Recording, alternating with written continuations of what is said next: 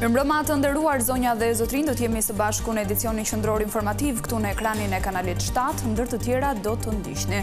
Bashkimi Evropian dritën jeshile për raportin i bar, dokumenti i kalon në Këshillin e Ambasadorëve, në 26 maj konferenca ndërqeveritare Shqipëri-BE.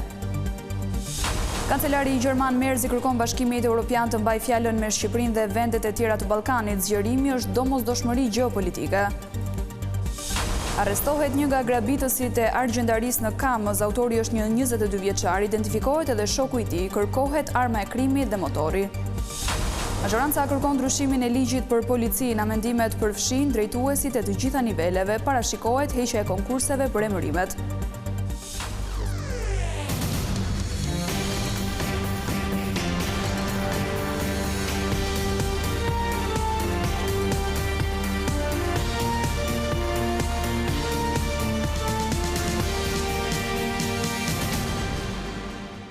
Vjojmë të njihemi më gjërësisht me zhvillimet kryesore të ditës.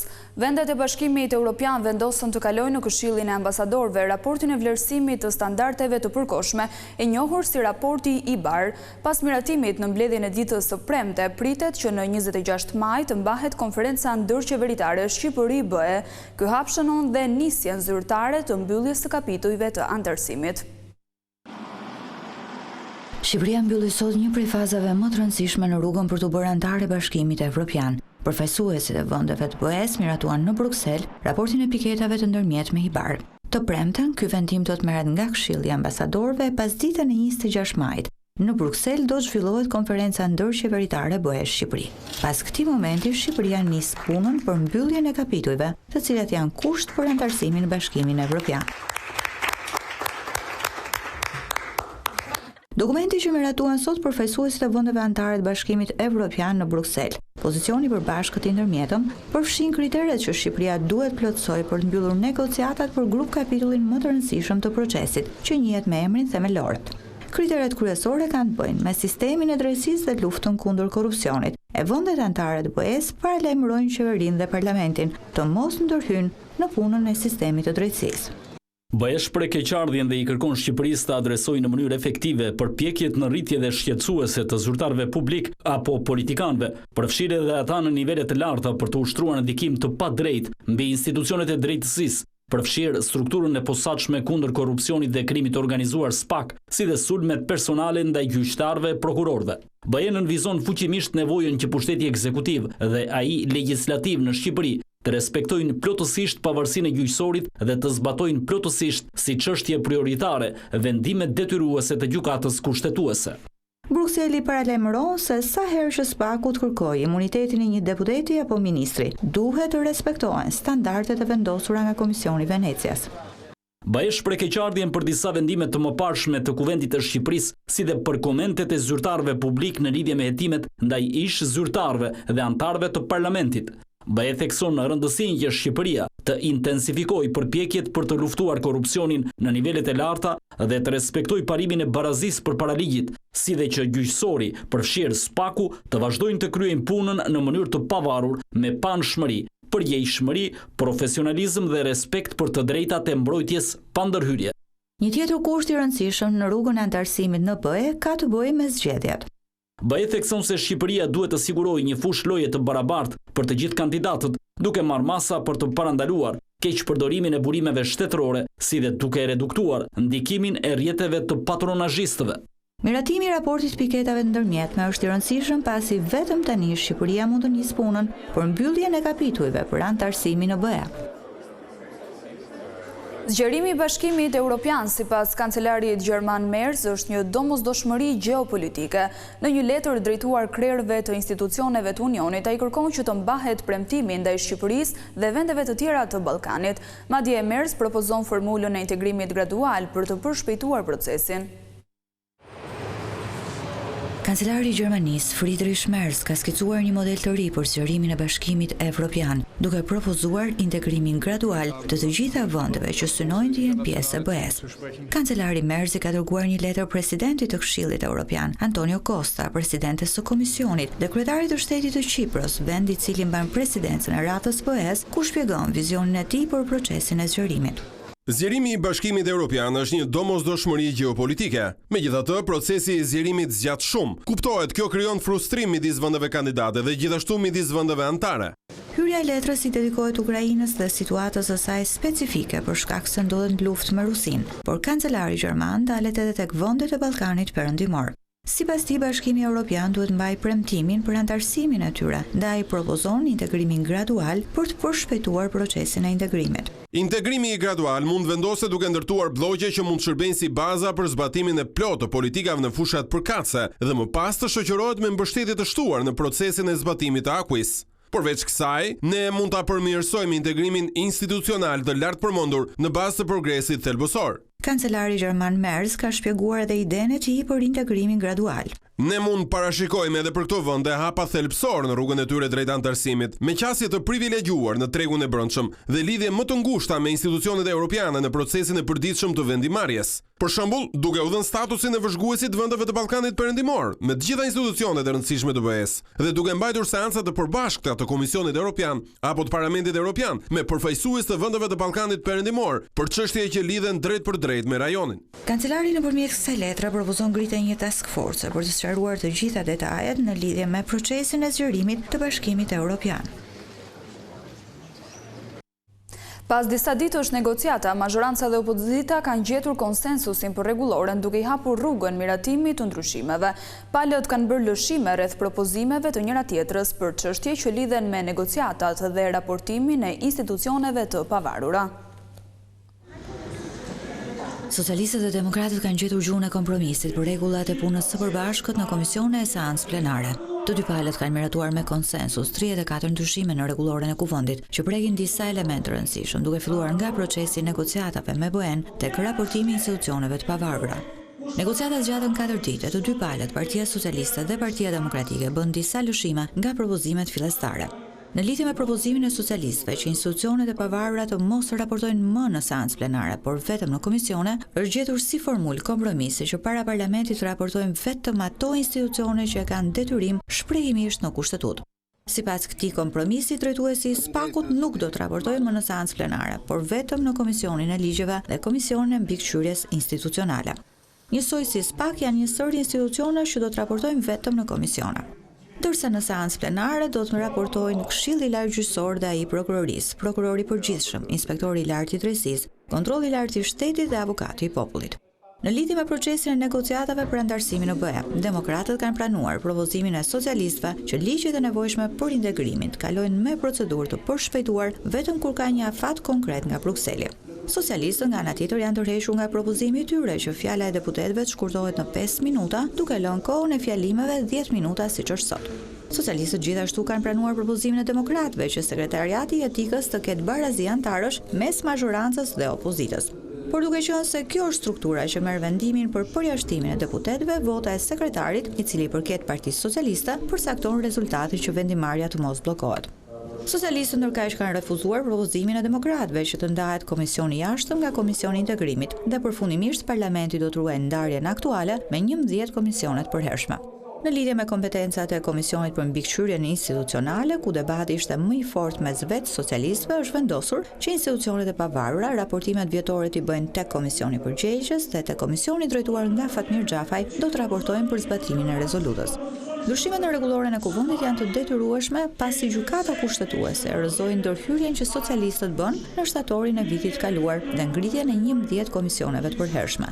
Gjykata i la 30 ditë kohë kuvendit miratojë ndryshimet, afat ky që përfundon sot.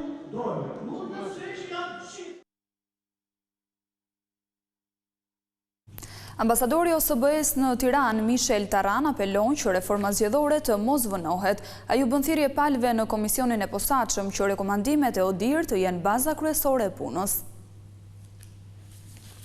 Prezidenca e OSBE-s në Shqipëri thotë se puna e komisionit të posaçëm për reformën zgjedhore ka ecur ngadalë, por është për të përshëndetur rifillimi i aktivitetit dhe fokusi në çështje të rëndësishme si financimi i partive politike. Në një deklaratë për mediat nga Pogradeci, ambasadori i OSBE-s Michel Tarran theksoi se rekomandimet e ODIHR-it janë baza kryesore e punës. Ne nuk jemi këtu për të propozuar, imponuar një model, ka model të ndryshme, çdo vend e ka modelin e vet. Dhe ka problem të ndryshme me organizimin e zgjedhjeve, ka rekomandimet që bëhen nga ODIR çdo herë kur vinë këtu për të zhvëzhguar zgjedhjet. Ne jemi këtu për të ndihmuar me implementimin e këtyre rekomandimeve. Në lidhje me diskutimet për uljen e numrit të deputetëve nga 140 në 100, OSBE theksoi se ky është një debat politik i brendshëm dhe çdo vend ka realitetin e tij demografik dhe institucional. 250, 300 është probleme juaj dhe prap në çdo vend ka situatë të ndryshme.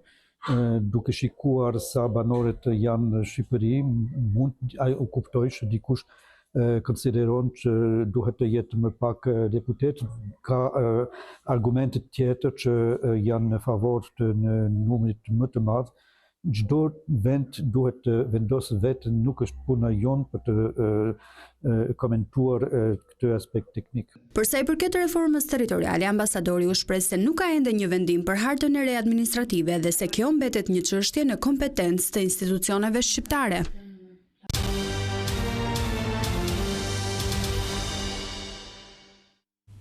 Një nga autorët e grabitjes së argjendarisë në Kamës ka përfunduar në prangat e policisë. Në banesën e 22 vjeçarit janë gjetur rrobat dhe sendet e përdorura nga i riu, ndërkohë që vijojnë kërkimet për autorin tjetër.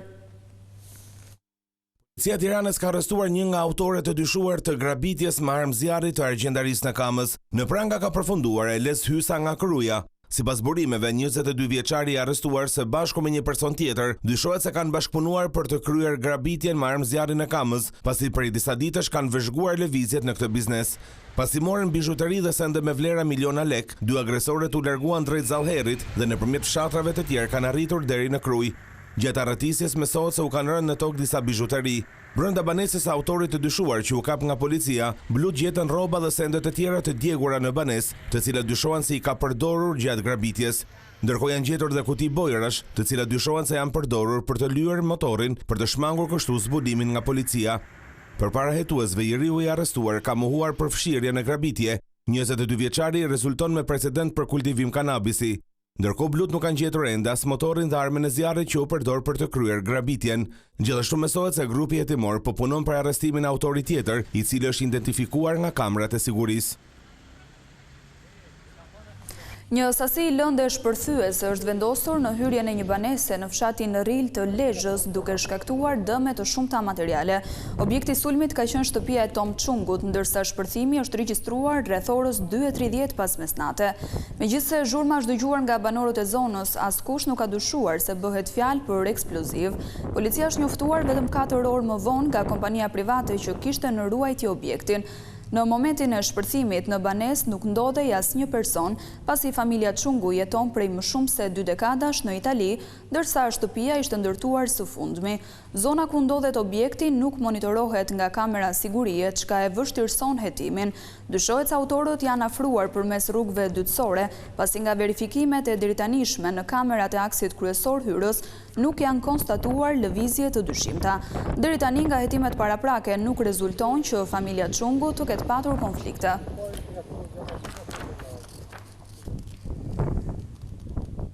Drejtuesi i Inspektoriatit të Mbrojtjes së Territorit në Himar, Dorian Hoxha, është arrestuar nga policia. Ai akuzohet për veprën penale të shpërdorimit të detyrës. Nga hetimet paraprake të krimit ekonomik rezulton se ai ka lejuar ose nuk ka parandaluar shkelje që lidhen me ndërtimet pa leje në zonën e Bregdetit. Arrestimi në Himar vjen pas goditjes që prokuroria i bëri zinxhirit drejtues të policisë së Sarandës, i cili gjithashtu akuzua se kishte lejuar ngritjen e objekteve në shkelje të ligjit.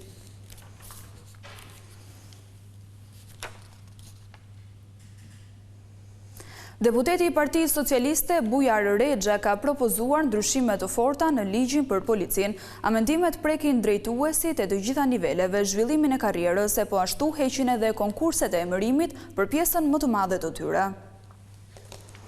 Pa kaluar as 3 vite nga miratimi, ligji i policisë së shtetit ka nxjerrë në pa problematika për sa i takon zbatimit të tij, por edhe ngërçe në lidhje me emërimin në pozicione të rëndësishme, duke sjellë zvarritje të procesit. Deputeti socialist Bujar Rexha ka depozituar në kuvent projekt ligjin për disa ndryshime të ligjit aktual, amendime që prekin drejtorin e përgjithshëm, ata vendorë si dhe shefat e komisariateve.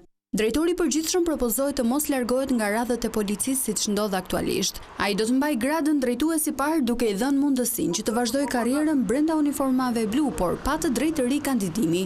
Po ashtu ai gëzon të drejtën për të emëruar si këshilltar apo oficer kontakti. Një tjetër propozim parashikon heqjen e konkursit për drejtorët e policive vendore apo për shefat e komisariateve, që nga viti 2024 ata emërohen me konkurse, por afatet e tyre kanë sjellë vonesa në proces dhe përpasoi edhe vende vakante të bllokuara. Drafti i ri jep të drejtë drejtorit të përgjithshëm të emërojë direkt drejtorët vendor dhe shefat e komisariateve, siç ka qenë më parë. Ndryshime propozohen edhe për sistemin e gradave. Aktualisht ndryshimi i nivelit të gradave bëhet vetëm me 5 vite diferencë, por deputeti socialist kërkon që kalimi nga gradat komisar në kryekomisar dhe kryekomisar në drejtues të bëhet me 4 vite. Drafti përfshin gjithashtu rritje të kompetencave për drejtorin e përgjithshëm, i cili mund të rrisë me një grad një oficer policie për merita të dalluara në punë apo akte heroike. Nga ana tjetër, shefat e departamenteve do të emërohen direkt nga kreu i policisë pa konkurs dhe me mandat më të shkurtër 3 vite në total me të drejtë rikandidimi. Ndryshimet e propozuara pritet të kalojnë në komisionet parlamentare dhe më pas në kuvent për votim. Një aksident me vdekje ndodhi këtë të njëjtë në Shkodër. Një makinë është përplasur me një automjet tjetër, si dhe me një biçikletë në unazën perëndimore të qytetit. Përpasoj ka ndëruar jetë drejtuesi i biçikletës 50 vjeç. Kamerat e sigurisë tregojnë se autori i aksidentit është Adnand Galica. Ai ka dalë me shpejtësi nga një rrugë dytësore duke goditur fort fugonin dhe biçikletën që ka fluturuar disa metra. Nga aksidenti janë dëmtuar dhe 2 makina të tjera, të cilat ishin të parkuara në këtë zonë.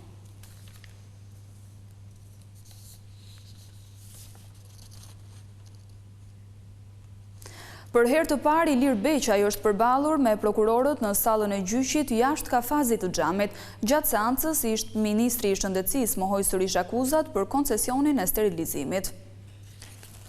Ilir Beqaj pasi fitoi betejën me gjykatën për të dalë nga kafazi i qelqt, e bëri mbrojtjen për dosjen e sterilizimit nga poltroni i gjykatës së posaçme. Për këtë çështje Beqaj akuzohet se në cilësinë e ministrit të Shëndetësisë ka kryer vjedhje duke shpërdoruar detyrën në kuadër të grupit të strukturuar kriminal lidhur me kontratën koncesionare me vlerë mbi 100 milionë euro. Përmes avokatit të tjerë Malu Zeirajt, Ilir Beqaj kërkoi pushimin e çështjes ose pezullimin e saj dhe dërgimin për interpretim në gjykatën kushtetuese. Ndër argumentet kryesore të avokatit është ai i pengesës financiare për mbrojtje efektive, por edhe për volumin shumë të madh të dosjes. Sterilizimi është paditur nga Nisma Thurje, entitet për të cilin Ilir Beqaj ka gjithashtu rezerva. Kallëzimi i paraqitur nga kjo parti nuk identifikon një autor dhe nuk jep rrethana specifike, por vetëm ngre disa pikpyetje, pretendon avokati i tij. Ndërkaq edhe SPAK, thot mbrojtja, nuk ka kryer verifikime duke synuar sigurinë juridike. Edhe me herët Beqaj ka mohuar akuzat duke deklaruar se sterilizimi i pajisjeve kirurgjikale ishte i nevojshëm. Sipas tij, kontrata koncesionare uli infeksionet spitalore, modernizoi instrumentet kirurgjikale dhe siguroi punësimin e rreth 250 personave. Kjo ishte gjithçka e përgatitur për këtë edicion informativ. Unë ju falenderoj për vëmendjen. Bashkë mirëpafshim.